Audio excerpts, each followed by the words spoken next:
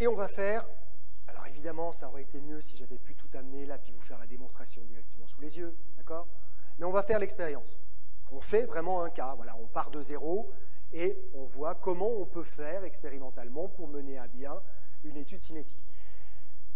Là, on l'a fait sur la décomposition de l'eau oxygénée, d'accord, parce que c'est un composé que vous connaissez bien, l'eau oxygénée. C'est pas compliqué à faire le montage, mais on aurait pu faire ça éventuellement sur le suivi de dégradation d'un médicament au cours du temps. Ça aurait pu être fait, mais c'est un peu plus compliqué à monter comme expérience. D'accord? Donc là, on va le faire avec ça. Comme vous pouvez le voir dans cette réaction-là, quand l'eau oxygénée se décompose, il y a libération de dioxygène. Le dioxygène, c'est un gaz à pression et à température normale, enfin, ambiante. Ce qui veut dire qu'on pourrait suivre l'évolution de la réaction tout simplement en mesurant la quantité de dioxygène qui est dégagée. C'est super simple à faire. On a juste à mesurer le volume de dioxygène qui se dégage. Vous savez que le volume d'un gaz, il est lié à son nombre de moles. Oui, on a vu ça au premier semestre, hein, c'est la loi des gaz parfaits. Donc si on mesure le volume de dioxygène dégagé, on a le nombre de moles de dioxygène qui est dégagé, d'accord? Donc le nombre de moles d'eau oxygénée qui aura été décomposé. Le montage qui est utilisé pour faire ça, bon, il a l'air un peu complexe comme ça, mais quand on le regarde, il est tout simple. Dans le bécher que vous avez sur l'agitateur magnétique, pour que ce soit bien homogène, d'accord? Il y a mon eau oxygénée, tout simplement. Juste au-dessus, c'est fermé, bien entendu, hein, pour que le dioxygène ne s'échappe pas. Vous avez deux tubes qui en ressortent. Le thermomètre, c'est juste pour vérifier que la température ne change pas. On est supposé garder une température qui est constante. Le premier, c'est le petit flacon que vous avez là, avec la goulotte, qui va pouvoir faire couler tout simplement le deuxième réactif.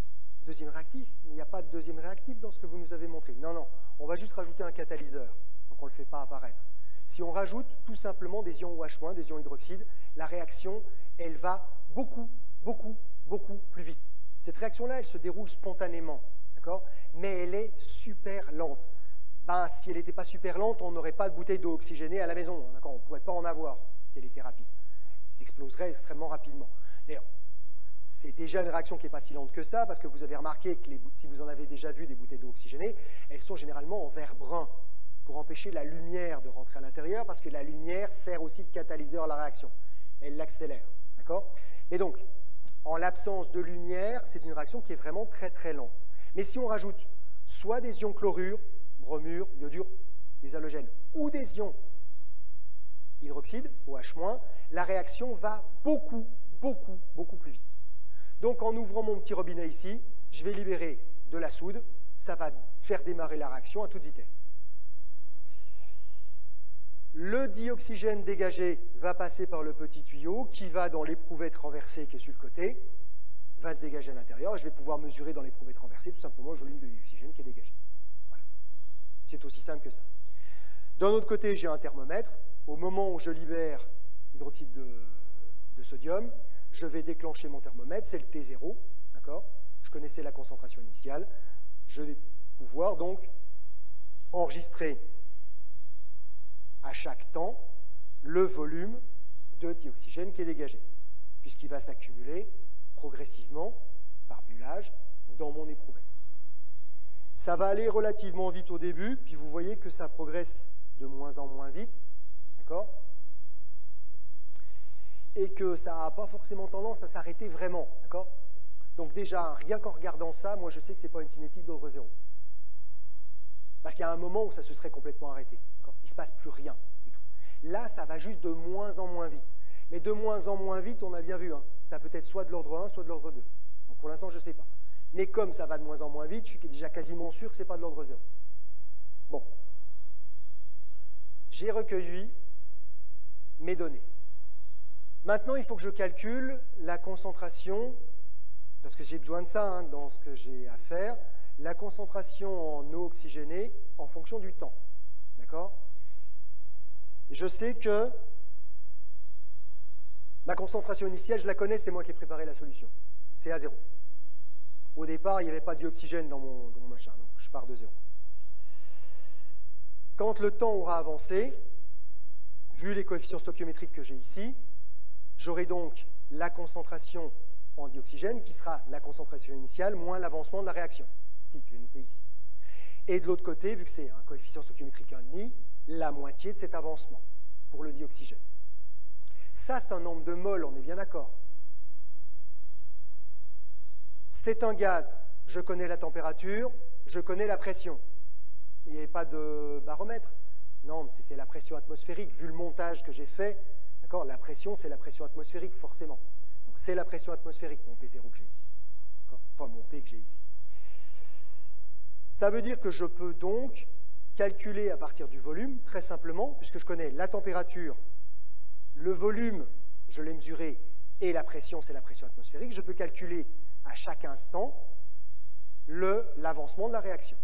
Cet avancement de la réaction, je le reporte de l'autre côté, et j'ai donc maintenant, par simple petit calcul, on prend un tableau Excel ou un truc dans le genre, hein, d'accord?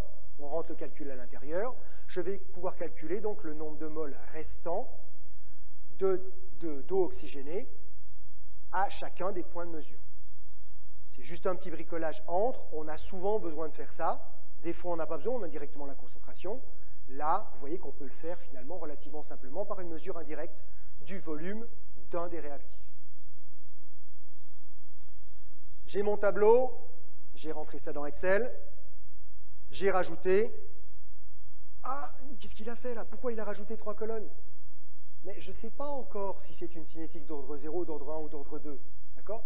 Ce que je sais par contre, c'est que si la concentration varie linéairement en fonction du temps, c'est de l'ordre 0.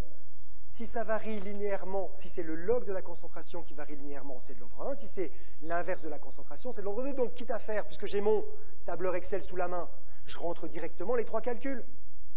Je fais mon calcul de concentration, quantité de réactifs restants, et puis directement dans la colonne suivante, le log de cette concentration, puis l'inverse de la concentration. J'ai tout fait en même temps. Alors évidemment, hein, quand on fait ça à la main pendant un exercice, pendant un examen, oui, c'est moins facile qu'avec Excel. Parce que, figurez-vous que vous n'avez pas les calculatrices, mais vous n'avez pas Excel non plus pour l'examen. Hein. On est d'accord. Ce n'était pas précisé, mais évidemment, c'est le cas. Ceci étant dit, il y a des manières de faire, on en parlera un peu plus tard, de simplifier un tout petit peu cette chose-là. D'accord ?